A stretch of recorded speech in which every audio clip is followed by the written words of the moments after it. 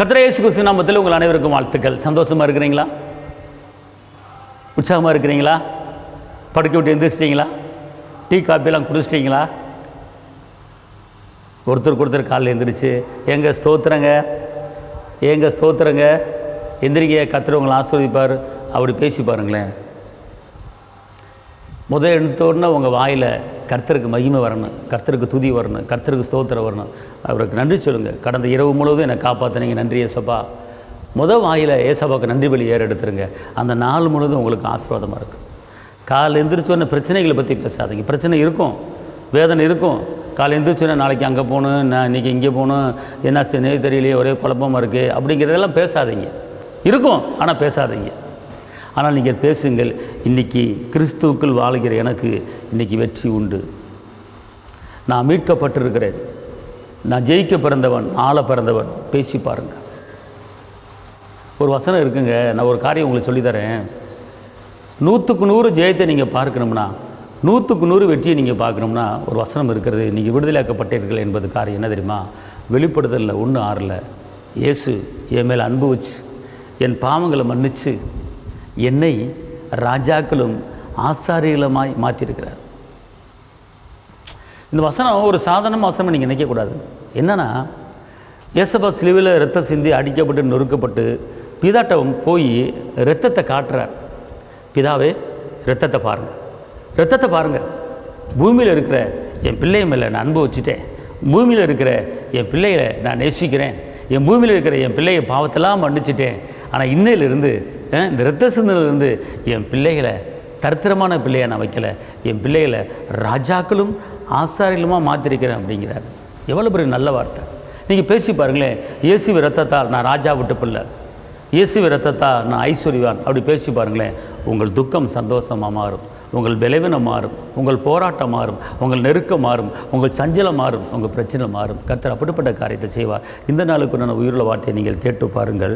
அவாந்தர வெளியிலே ஆறுகளை உண்டாக்குவேன், அவாந்தர வெளியிலே ஆறுகளை உண்டாக்குவேன். அதாவது எப்படின்னு கேட்டிங்கன்னா, அதாவது வழியை உண்டாக்குற கர்த்தர், அவாந்தர வெளியிலே ஆறுகளை உண்டாக்குற கர்த்தர். அதாவது பாதை இல்லாத இடத்துல வெட்டாந்தரையில் நடு காட்டுக்குள்ளே ஒரு பாதையை உருவாக்கி நமக்கு நல்வழி காட்டுகிறவர் தான் கர்த்தர். வழி தெரியாமல் அலைந்து கொண்டிருக்கீங்களா? உங்களுக்கு ஒரு வழியை காட்டுறார். எந்த வேலையை பார்ப்பது, எங்கே போவது, என்ன செய்வது என்று குழப்பத்தில் இருக்கீங்களா? உங்களுக்கு ஒரு வழியை காட்டுகிறார். அவர்தான் வழி, அவர்தான் சத்தியம், அவர்தான் ஜீவன். இயேசு தான் நம்மளுக்கு வழிகாட்டி. பாதை தெரியாமல் அலைந்து கொண்டிருக்கீங்களா? இந்த வேலைக்கு போகிறதா, அந்த வேலைக்கு போகிறதா, அங்கே இருக்கிறதா, இங்கே இருக்கிறதா, வீட்டில் உட்காந்துருக்கா, வீடை காலி பண்ணவா, வீடை விற்கவா, வீட்டில் இருக்கவா, இப்படி பல தரப்பட்ட குழப்பத்துக்குள்ளே, பலதரப்பட்ட வேதனைக்குள்ளே, பலதரப்பட்ட கஷ்டத்துக்குள்ளே இருந்தாலும் ஏசப்பா சொல்கிறாரு, நானே உனக்கு வழி அப்படிங்கிறார். அப்போ நான் கர்த்தர் மேல் பாரத்தை வச்சிருங்க, நான் உங்களை விசாரிக்கிறபடியால் உங்கள் கவலை என்கிட்ட கொடுங்கன்னு சொல்கிறாரு. நல்லா தெரிஞ்சுக்கொள்ளுங்க. அப்போ வனாந்தரத்தில் வழியை காட்டுகிற கர்த்தர். உங்கள் வாழ்க்கை வனாந்தரமாக இருந்தாலும் அங்கே ஒரு வழியை உங்களுக்கு உண்டாக்குவாருங்க. வெட்டாந்தரையாக இருந்தாலும் உங்கள் வாழ்க்கை அங்கே ஒரு நீரூற்றை உண்டு பண்ணுவாருங்க. கவலைப்படாதிருங்கள். உங்களை அதிசயங்களை காண பண்ண வைக்க போகிறார். ஆகார் வனாந்தரத்தில் தன்னந்தனிமையாக அனாதையாக பெத்த பிள்ளையை வச்சுட்டு கலங்கினாங்க. வாட்டர் புக்கில் கொண்டு போன தண்ணி காலியாகி போச்சு. மகன் சாக போகிறான். மகன் சாக போவதை என் கண்ணால் பார்க்க மாட்டேன்னு சொல்லிட்டு ஒரு அம்பு எய்கிற தூரத்தில் போய் நின்றுக்கிட்டு தேவனை கத்தி கூப்பாடு போட்டு கத்தும்போது, ஆகாரை ஏன் அழுகிறாய் என்று சொல்லி ஆகாருக்காக அங்கே ஒரு நீரூற்றை உண்டு பண்ணி அதை தண்ணியை குடிக்க வச்சு சந்ததியை பெருகு பண்ண கர்த்தர். எவ்வளோ பெரிய கர்த்தர்!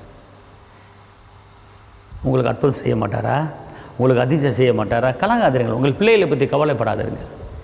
அதிர்ந்தின் காலத்தில் நேர்த்தியாக செய்கிற கர்த்தர் கண்டிப்பாக செய்வார். தைரியமாக இருங்க. உற்சாகமாக படுக்க விட்டு எந்திரிங்க. சந்தோஷமாக இருங்க. துக்கமாக இருக்காதீங்க, வேதனையோடு இருக்காதீங்க. படுக்கை மடித்து வைங்க.